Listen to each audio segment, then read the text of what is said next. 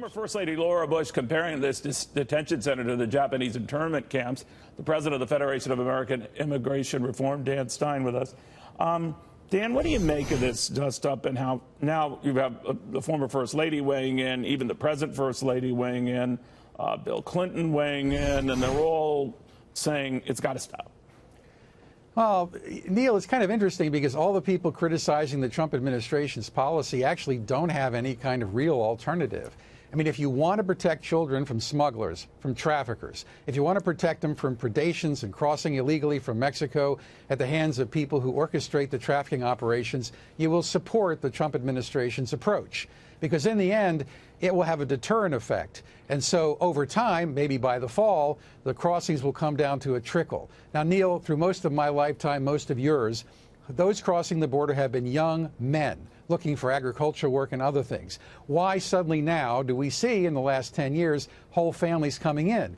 It's because of a Flores settlement the ACLU did with the Clinton administration and then the 2008 Wilberforce Trafficking Act together, which have mandated the release of minors and children and then people who make asylum claims with family members. That's been now exploited by traffickers and smugglers. So if you really understand the Trump administration's strategy, it's about protecting the children, making sure that they're actually coming across with people who are truly their parents. Yeah, but and you not don't think some of this, and you might be right about that, Dan, in fact, you know this stuff inside and out, but you don't think some of it might be just sort of a tough medicine here?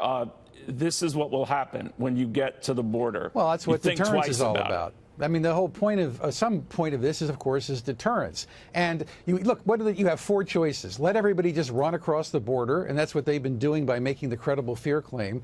Return the parents and keep the children here. Well, that's not acceptable. Deport the entire family after some procedural process. Well, that takes some time, and if you don't have the detention space, then you release them and you're back where you started.